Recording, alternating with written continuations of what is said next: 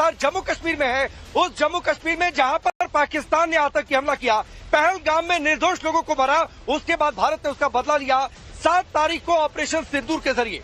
उसके बाद से पाकिस्तान ने फिर से हिमाकत की, हमारी सीमा में घुसने की, उसका भारतीय वीरों ने मुंहतोड़ जवाब दिया। लगातार पाकिस्तान की धुलाई जारी रही। उसके बाद से पाकिस्तान घुटनों के बल आ गया, जान की भीख मांगने लगा, गिड़गिड़ाने लगा, कह दिया कि ठीक है मिलिट्री एक्शन रोकते हैं, सीज फायर चाहिए। लेकिन पाकिस्तान का कैरेक्टर है अपनी बातों पर नहीं टिक रहा, लिहाजा सीज फायर जब लागू हुआ 10 तारीख को, उसके 1-2 घंटे के अंदर एक बार फिर से पाकिस्तान ने हिमाकत की। लेकिन भारत की ओर से संकेत मिलते ही पाकिस्तान फिर से अपनी हैसियत पर आ गया। कल तीनों सेनाओं ने प्रेस कॉन्फ्रेंस की और उसमें जिस तरीके से ऑपरेशन सिंदूर और उसके बाद से पाकिस्तान की हिमाकत का मुंहतोड़ जवाब जिस तरीके से दिया गया, पाकिस्तान के एयरबेस को कैसे रिटेलिएशन में टारगेट किया गया, किस तरीके से उनके सैन्य ठिकानों को भारतीय वीरों ने निशाना बनाया, वो अपने आप में इस बात को साबित करता है कि भारतीय सेना से टकराने की हिम्मत कभी भी अगर पाकिस्तान करेगा तो उसे उसका मुंहतोड़ जवाब मिलेगा। लेकिन एक दूसरी तस्वीर भी देखने को मिली है और तस्वीर यह देखने को मिली है पाकिस्तान जो घुटनों के बल आ गया, जो अमेरिका की शरण में चला गया और जिसने ये कहा कि भाई सीज फायर चाहिए, अब नहीं टकरा सकते हैं, वो जश्न मना रहा है। तो ये बेशर्मी पाकिस्तान की है। लेकिन पहले आपको बड़ी खबर बताते हैं। बड़ी खबर यह है कि भारत पाकिस्तान के बीच आज दोपहर 12 बजे डीजीएमओ लेवल की बातचीत होगी, यानी जो मिलिट्री ऑपरेशन के डायरेक्टर जनरल है भारत और पाकिस्तान के, वो आमने सामने बातचीट करेंगे। 12 बजे के बाद ये बातचीत होगी। सीज फायर लागू होने के बाद पहली बार ये बातचीत है और इस बातचीत में चर्चा होगी कि सीज फायर की मॉडलिटीज आगे क्या हो, यानी तौर तरीके क्या होंगे। भारत ने साफ कर दिया है कि भारत और पाकिस्तान के जो भी मसले हैं उसमें किसी तीसरे देश की मध्यस्थता किसी हाल में स्वीकार्य नहीं है। 10 तारीख को शाम 5 बजे ये सीज फायर लागू हुआ था, लेकिन उसके बाद एक बार फिर से पाकिस्तान ने धोखा दिया था, अपना असल कैरेक्टर दिखाया था और उसके बाद जो है भारत की ओर से कड़ा संदेश मिलते ही पाकिस्तान ने सब कुछ शांत किया। लेकिन एक और बेशर्म तस्वीर इस पाकिस्तान की देखने को मिली है जब पाकिस्तान में जश्न मनाया गया जैसे उसने जंग फतह कर ली। तो सोचिए कि जश्न किस बात का है? जश्न क्या अपने एयरबेस को तबाह होते देखने का है? जश्न क्या रनवेज को तबाह होते देखने का है? जश्न क्या उनके सैन्य ठिकानों को जिस तरीके से भारत ने टारगेट किया, क्या इस बात का जश्न है? लेकिन ये पाकिस्तान है जो प्रोपेगेंडा खेलता है, अपने मुल्क के लोगों को गफलत में डालता है, उन्हें बरगलाता है और कुछ इसी तरीके से उसने ये बातचीत की है। तो ये बड़ी तस्वीर है। लेकिन सबसे बड़ी खबर जो आज है वो बड़ी खबर पर हमारी नजर रहेगी। 12 बजे डीजीएमओ लेवल की जो बातचीत है उस बातचीत में क्या तय होता है वो आपको बताएंगे। लेकिन फिलहाल आपका परिचय मैं अभी के मेहमानों से करवाता हूं।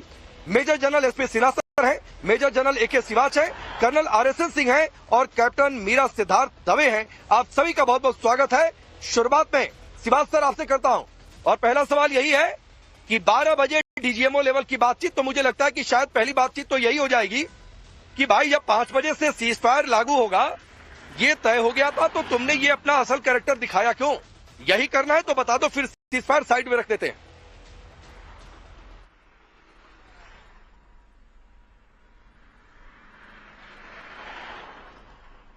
ये क्वेश्चन किससे पूछा आपने? सिवात आपसे पूछा मैंने। हाँ हाँ हाँ, देखो इसमें कोई शक नहीं है। आपको आवाज हाँ, आपको आवाज आ रही है?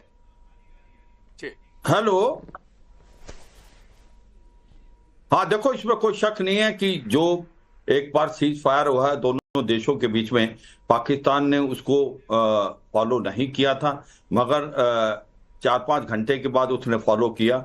मगर भारत ने क्लियर कर दिया अगर आप सीज फायर नहीं फॉलो करोगे तो भारत ईंट का जवाब पत्थर से देगा, इसमें कोई शक नहीं। एक बहुत ही डायरेक्टली सभी फॉर्मेशन कमांडर को ऑर्डर दे दिए गए थे पाकिस्तान का जवाब बहुत जोरों से देना।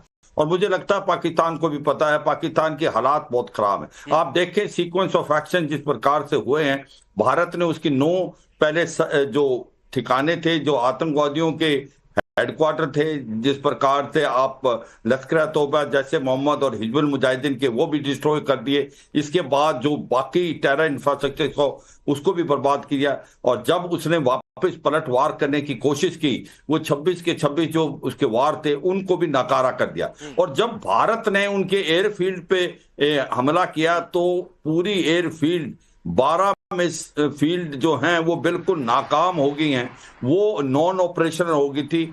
बहुत ज्यादा सटीक हमले हुए थे एयरफील्ड पे। और यही नहीं कि सच्चाई यह है कि लाहौर का जो एयर डिफेंस सिस्टम वो कंप्लीट न्यूट्रलाइज हो गया था। ये सच्चाई है। एक बुखलाहट आई थी पाकिस्तान में, इसीलिए पाकिस्तान ने दुआएं की, वो भागे अमेरिका पे, कहीं डोनाल्ड ट्रंप से बात की, कभी मार्को रूबियो, और कि किसी तरीके से सीज फायर कराओ, क्योंकि पाकिस्तान की हालात इतनी खराब थी कि आने वाले समय में उनको लग रहा था कि भारत के जो हमलों के सामने वो टिक नहीं पाएगा।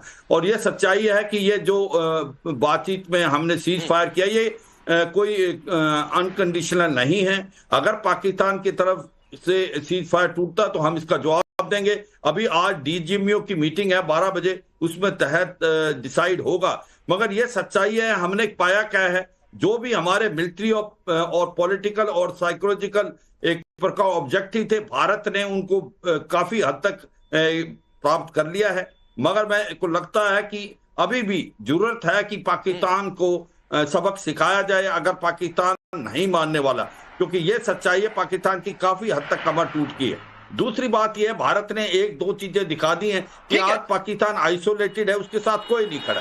जो चीन था वो जो बड़ी बड़ी बातें कर रहा था वो भी खुल के नहीं आया है। आइसोलेटेड है वो एसपी सिन्हा सर, हमने पिछले कुछ दिनों में देख लिया है। और कल जिस तरीके से तीनों सेनाओं की प्रेस कॉन्फ्रेंस हुई, उसमें एक संकेत भी दे दिया गया कि हमारी पोजीशन डिफरेंट है, हम उसे छोड़ने वाले नहीं है। अगर हिमाकत करोगे तो उसका जवाब देंगे, और ऐसा जवाब देंगे कि फिर आगे याद रखोगे, और कोई भी हरकत आगे से एक्ट ऑफ वॉर मानी जाएगी। ये भी एक संदेश दे दिया गया है। तो ये मुझे लगता है कि इस बार पाकिस्तान की शायद अक्ल ठिकाने आ गई है कि भाई अब ये बदलता हुआ हिंदुस्तान ने, इससे टकराना नहीं है। इसलिए शायद डीजीएमओ में हो सकता है कि इस बातचीत में वो इस बात को लेकर गंभीर हो। राकेश, पहली बात तो मैं कहना चाहता हूं कि सीज फायर की पहल पाकिस्तान की तरफ से हुआ, हिंदुस्तान की तरफ से नहीं हुआ। तो जन आक्रोश जो थोड़ा हो रहा है कि हमने क्यों सीज फायर एक्सेप्ट किया, उसके पीछे एक बहुत बड़ी सोची समझी, मैं नहीं बोलता हूं कि जस्टिफाई नहीं कर रहा हूं, बट देखिए जब आप जियो पॉलिटिक्स के गेम खेलते हैं तो एक फैसला डिपेंडेंट है बहुत कंसिडरेशंस पे।